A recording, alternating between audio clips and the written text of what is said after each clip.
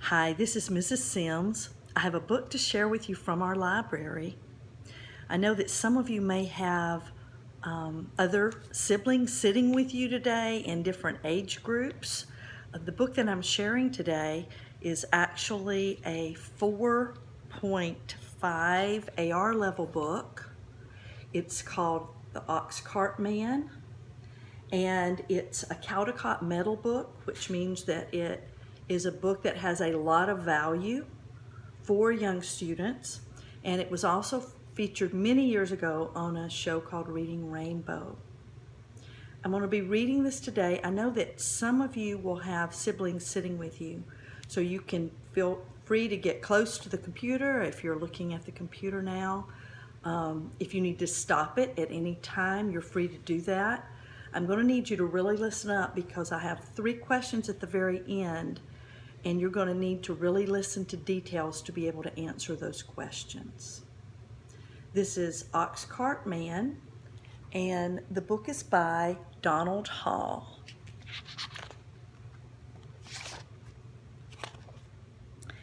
In October, he backed his ox into his cart, and he and his family filled it up with everything they made or grew all year long that was left over.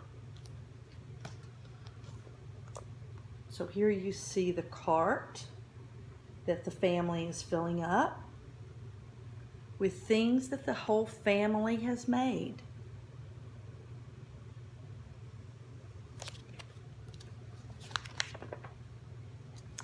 He packed a bag of wool.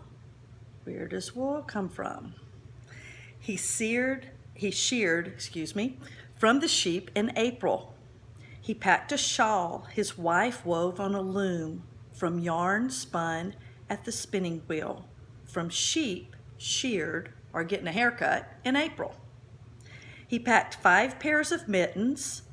Oh, 5 mittens. How many total mittens? 5 times 2. All right. His daughter had knit the mittens from yarn spun at the spinning wheel from sheep sheared in April. Here we have the picture.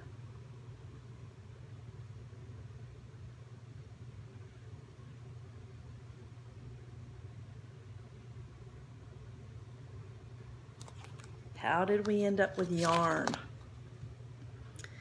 He packed candles the family made. I'm going to be showing you something about that at the very end of the video after the question and answer time. He packed candles the family made. He packed linen made from flax they grew. He packed shingles out of wood that he had split himself. He packed birch brooms. Birch is a type of wood, just like oak or pine is a kind of wood. He packed birch brooms his son carved with a borrowed kitchen knife. So again, here are the things that he packed.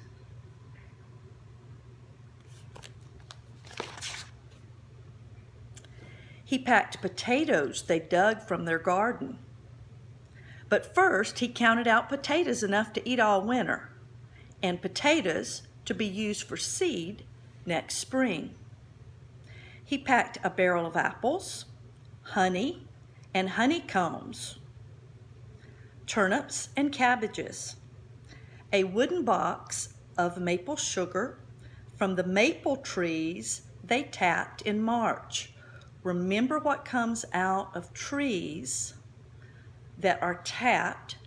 You're going to end up with some kind of syrup or something to make maple candy. When they boiled and boiled and boiled the sap away, they had things that they could use to make other things. He packed a bag of goose feathers that his children collected from the barnyard geese. You might have wondered where mattresses came from or pillows. And, we just think of going to the store and buying them. But back during this time, you would use the feathers from your animals, either from a goose or from a duck, or even The corn shucks from an ear of corn would be dried and would be stuffed inside of pieces of cotton that would then go inside of mattresses to provide you with mattresses.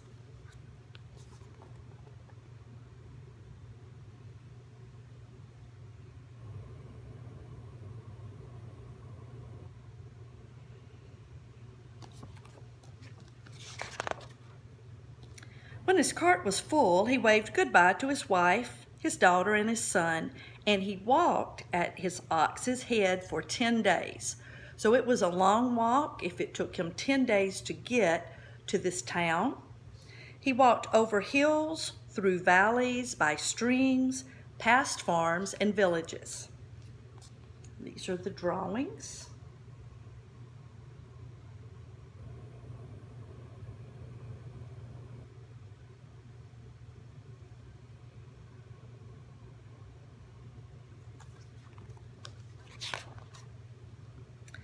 He walked until he came to Portsmouth and Portsmouth Market. This was where he was going to sell all the items that his family had produced during the year or during this time period.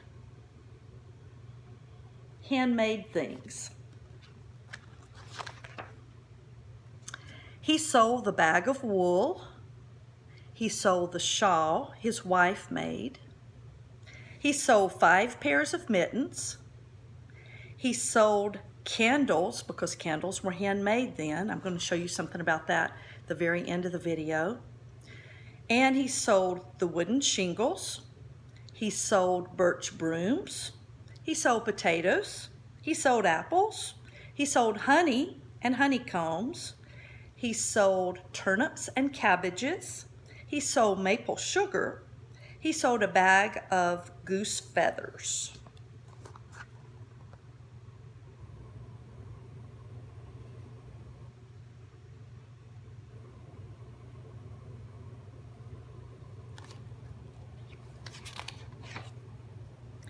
Then he sold the wooden box he carried the maple sugar in. Then he sold the barrel he carried the apples in. Then he sold the bag he carried the potatoes in. Then he sold his ox cart.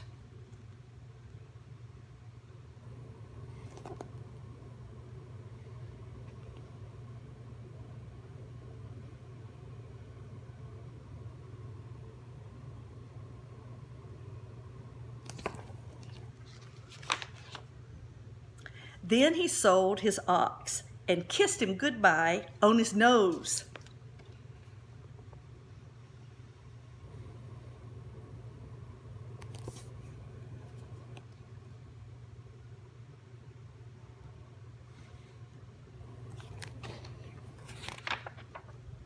Then he sold his ox's yoke and harness.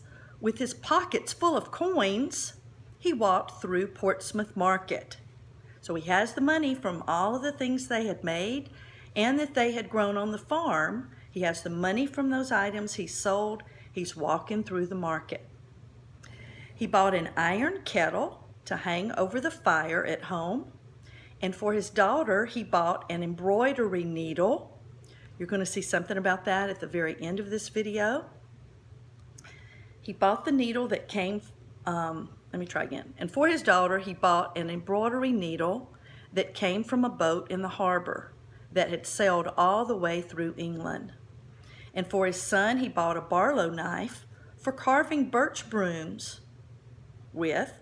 And for the whole family, he bought 2 pounds of wintergreen peppermint candles.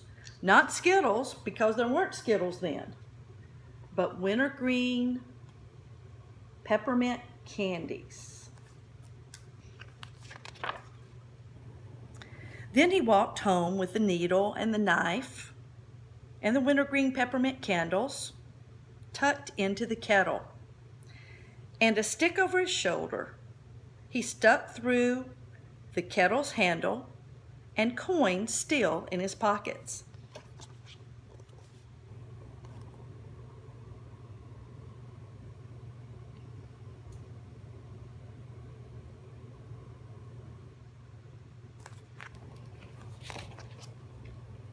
past farms and villages, over hills, through valleys, by streams, until he came to his farm. And his son, his daughter, and his wife were waiting for him.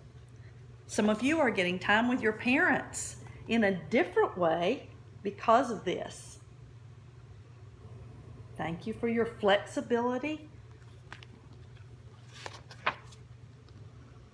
And his daughter took her needle and began stitching. And his son took his barlow knife and began whittling. Whittling might be a good word for you to look up so that you know what it means. It is spelled W-H-I-T-T-L-I-N-G, whittling. And they cooked dinner in their new kettle. And afterward, everyone ate a wintergreen peppermint candy. And that night, the ox cart man sat in front of his fire, stitching new harness for the young ox in the barn. That young ox was going to get stronger. He would train the ox, and then the ox would be pulling a cart that he would make for him later.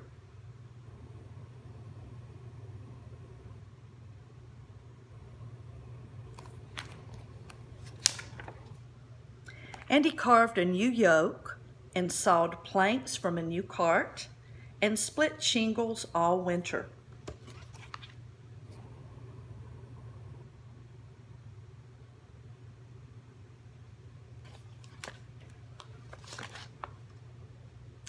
While his wife made flax into linen all winter, and his daughter embroidered linen all winter. You're going to see more about that at the end. And his son carved Indian brooms from birch all winter, and everybody made candles.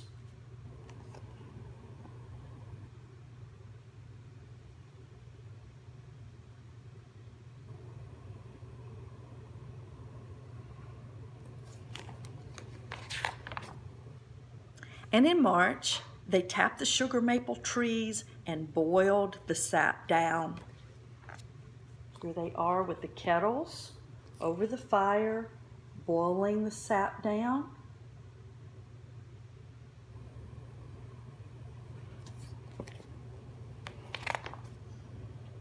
And in April, they sheared the sheep, spun yarn, and wove and knitted.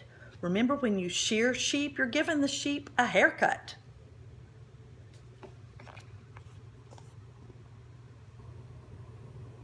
Some of you have told me that you were able to touch sheep when you went to the South Florida Fair. So you remember how very soft the hair is. And in May, they planted potatoes, turnips, and cabbages, while apple blossoms bloomed and fell, while bees woke up, starting to make new honey.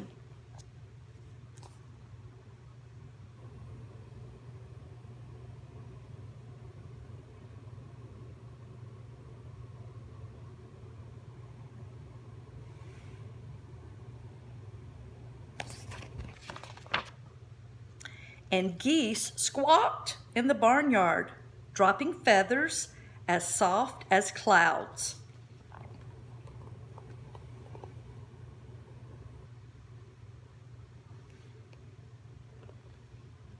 Hope everybody can see this.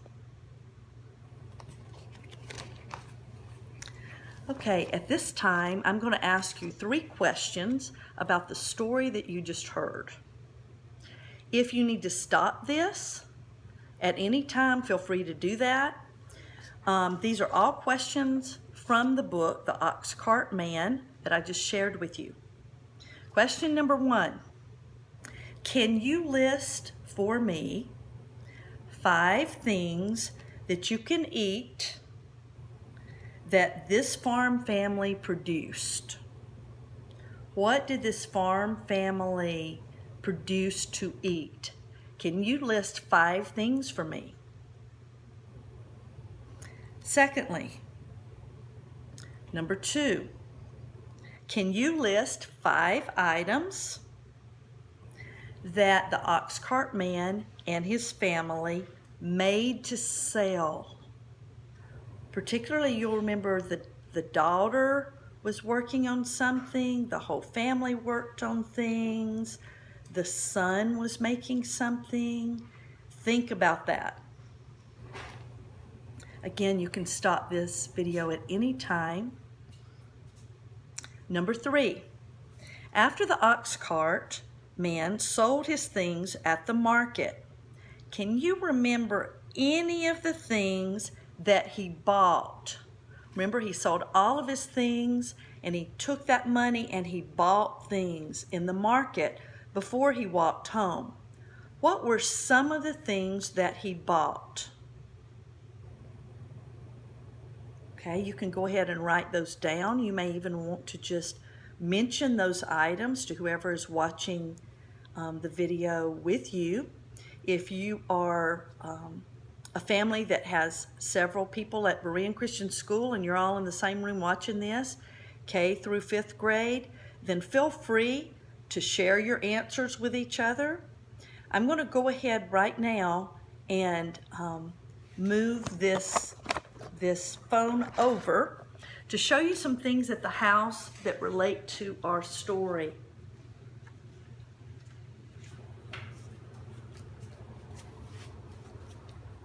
Okay. All right, over here, in the story, you saw the picture of the daughter working her needlework or her embroidery. Right here, I've pulled for you an example of 3 embroidery hoops. You saw one of these in the book. This is a large size one that I have. They're made out of wood.